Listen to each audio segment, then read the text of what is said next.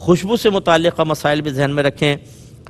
خوشبو اگر لگ گئی تو ایک تو یہ ہے کہ وہ پورے عضو کو اس نے گھیرا ہے یا نہیں گھیرا، جیسے ہاتھ پہ تھوڑی سی لگ گئی، پورا ہاتھ اس میں نہیں انوالو ہوا، تو اس میں پھر یہ دیکھا جاتا ہے کہ وہ کم ہے یا زیادہ۔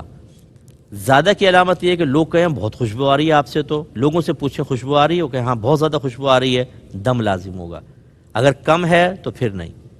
ایک تب ہے کہ جب پورا عضو نہ گھیرا ہو، اگر پورا عضو گھیر لیا تو بس پھر چاہے خوشبو کم بھی ہو دم لازم ہو جائے گا۔ اس لیے میں نے آپ کو سمجھایا تھا کہ جب آپ حالت احرام میں آ جاتے ہیں تو آپ لوگوں سے مصافحے سے اجتناب کریں۔ میں ایک دفعہ حالت احرام میں تھا، جدہ پہ اترا، ایک صاحب ملنے آ گئے، میں نے ان کو روکا کہ نہیں نہ ملے، مجھے دور سے ان کی خوشبو آ رہی تھی، انہوں نے کوئی سینٹ وغیرہ لگائی ہوئی تھی، وہ ناراض ہو گئے مجھ سے کہ جی مفتی صاحب نے تو دیکھیں مجھے گلے نہیں ملنے دیا۔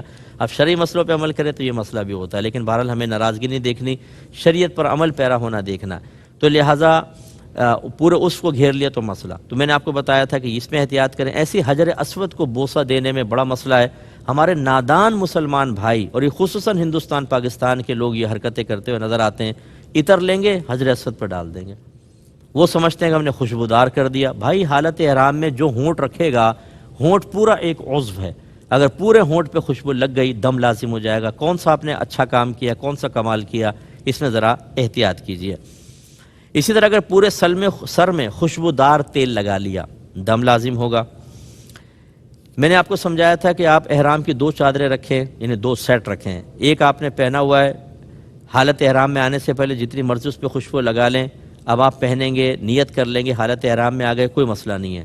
لیکن فرض کر لیں کہ آپ کو احتلام ہو گیا، کپڑے گندے ہو گئے، یہ احرام کی چادریں، آپ نے کہا چلو ان کو اتار کر میں دوسری جو لایا ہوں چادریں وہ پہن لوں، ان میں خوشبو نہیں ہونی چاہیے، وہ الگ چادریں کہلائیں گی، وہ بغیر خوشبو والی ہونی چاہیے، نہ ان پہ خوشبو لگائیں گے، اگر لگائیں گے تو آپ پر دم لازم ہوگا۔ ایسی ہماری بہنیں جو پہنا ہوا لباس ہے اگر اس کو چینج کرتی ہیں تو دوسرے لباس پہ یعنی حالت احرام میں تبدیل کرتی ہیں تو دوسرے لباس پر عطر وغیرہ نہیں لگی ہونی چاہیے۔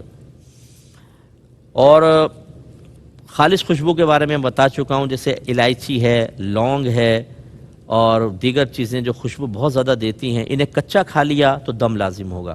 ہاں اگر بریانی وغیرہ میں پکا لی، اب آپ نے چبائی اور خوشبو آئی، کوئی مسئلہ نہیں، کیونکہ جلنے کے بعد خوشبو برن ہو جاتی ہے، یعنی برن ہونے کے بعد ختم ہو جاتی ہے، فنا مانی گئی ہے، پھر کوئی مسئلہ نہیں ہے۔